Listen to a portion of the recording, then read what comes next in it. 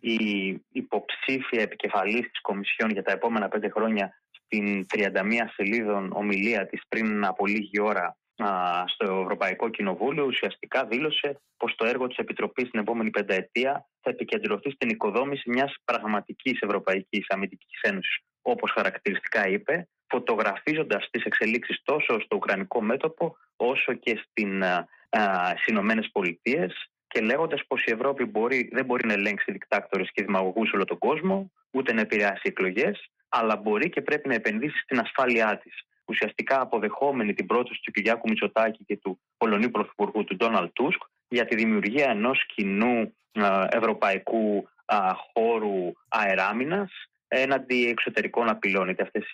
Είτε είναι πύραυλοι, είτε είναι drones, είτε είναι οποιασδήποτε άλλες απειλές, στο μοντέλο του Iron Dome το οποίο χρησιμοποιεί το Ισραήλ.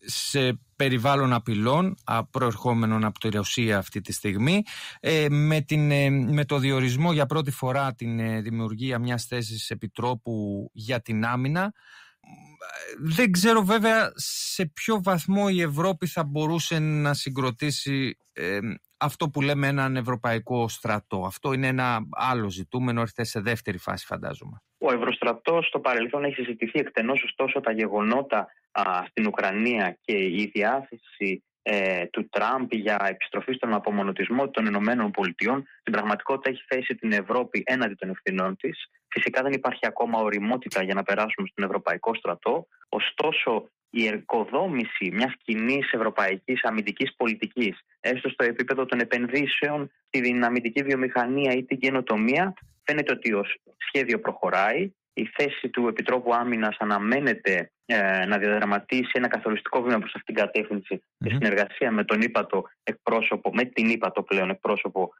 για τις εξωτερικές υποθέσεις, με έναν αστερίσκο. Όπως δήλωσε σήμερα η κυρία Βοντερ Λάιεν, αυτό θα γίνει σε συνεργασία με τα κράτη-μέλη και σε συντονισμό με τον ΝΑΤΟ, ο οποίος παραμένει στην πραγματικότητα ο βασικός αμυντικός πυλώνας της Ευρώπης, γεγονός το οποίο το προηγούμενο διάστημα έχει προκαλέσει διάφορες τριβές μεταξύ των Ευρωπαίων αξιωματούχων και των ΝΑΤΟικών. Ωστόσο, φαίνεται πως η κυρία Βοντερ Λάιεν αναγνωρίζει τον καθοριστικό ρόλο του ΝΑΤΟ σε αυτή την κατεύθυνση, χωρίς ωστόσο να αφήνει πίσω την ευρωπαϊκή διάσταση της ευρωπαϊκής άμυνας, εκκινώντας από την ευρωπαϊκή αεροπορική ασπίδα και την άμυνα στον κυβερνοχώρο. Και κάπου εδώ επιστρέφει η συζήτηση στην παράμετρο Τραμπ, όταν μιλάμε για ΝΑΤΟ, και ξεκινάνε πάλι οι προβληματισμοί για την επόμενη μέρα. Κύριε Λεσιγάκη, σας ευχαριστώ πάρα πολύ.